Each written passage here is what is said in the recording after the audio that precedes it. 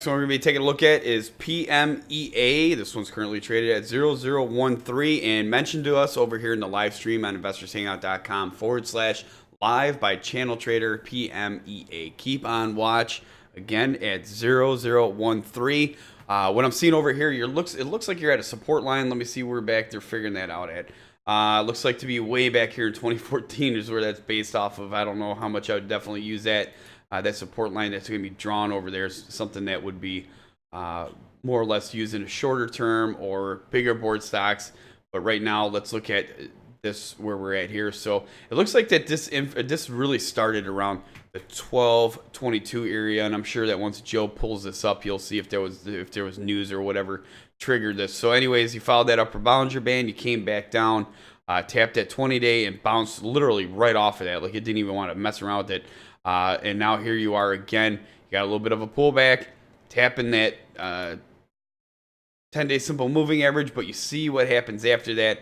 If you're interested, I mean, if it comes back down there around that area to 0010 for intraday, I would watch for it to tap there again. You probably make off with a few tick trades there. But let's get back into the 10-day moving up. The volume has definitely been picking up today, which is a good sign. I would have liked to see it the other way of buying pressure. But either way, you got outside that upper Bollinger Band. You're pulling back here. Again, I would put this one on a watch. Let's see how it plays out from here. PMEA. Put this one, like I said, on a watch. 0013 on watch. Again, on watch from 10-day simple moving average. I'm just going to put channel trader in here, if you don't mind. So when we come back in here and this thing's taking off like a bat out of heck, I'll remember who told us about it. And I think that's helped us quite a bit here in the past. I think Joe can agree on. I was like, oh, I know we talked about this and that. I can zoom back and see who talked about it. On watch, that happened with that one that we were, OWCP or whatever it was that we were looking at. You know, from our notes, we were able to figure out who talking about it.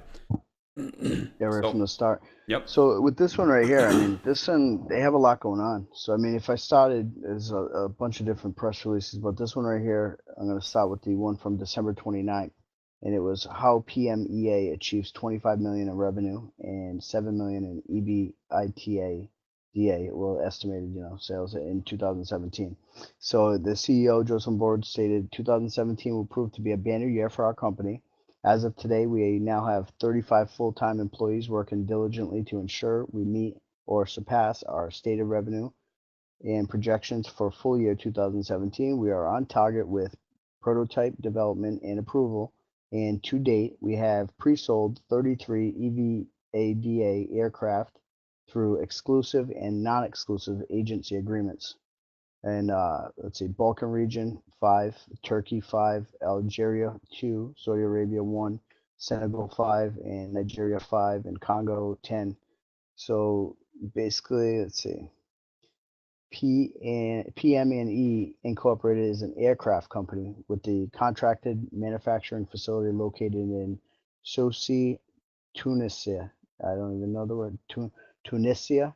The company is in the process of implementing a modern manufacturing plant in Tunisia and securing a facility for aircraft assembly in Wyoming through a pending arrangement with Denali EGO This company will manufacture the commercial ultralight gyrocopters at the same facility in Tunisia, creating synergies and cost savings for both companies. All right, so that one right there was the 29th, but the other one that caught my attention was obviously the most recent one, and it was from January 9th, 2017. So it was PM&E Incorporated Board of Directors announced they are in the process of restructuring the current authorized and outstanding shares of the company. So the Board of Directors announced that they are in the process of restructuring the current authorized and outstanding shares of the company. So Joseph Bourne, CEO of PME, commented, currently the PME Board of Directors is working with our legal counsel on restructuring the company's capital structure by retiring a significant amount of shares. He added, we believe it will be in the best interest of the company and its shareholders to make reduction of the issued and outstanding shares by up to or around 8.5 billion shares. He concluded, as soon as the restructuring is completed very shortly, we will be pleased to announce the news.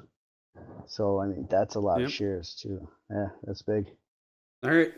Well, that was a Let brief. me see. Let me look at what their current is. Because, I mean, that was January 9th. See how many are out there. Let's see. Authorized shares is 17 billion. Outstanding is 13,927,000,000. Yes, I mean, they 8.5. They're going to cut that right in half. Almost in half. That's good. All right. All right. Thank you for bringing this to our attention. Yes. PMEA, again, 0013 on watch, 10-day simple moving average. Watch them for that right there. Channel Trader brought this over to us again from investorshangout.com/live. If you follow this one, make sure you check us out. Make sure you go over to his profile and give him a follow too.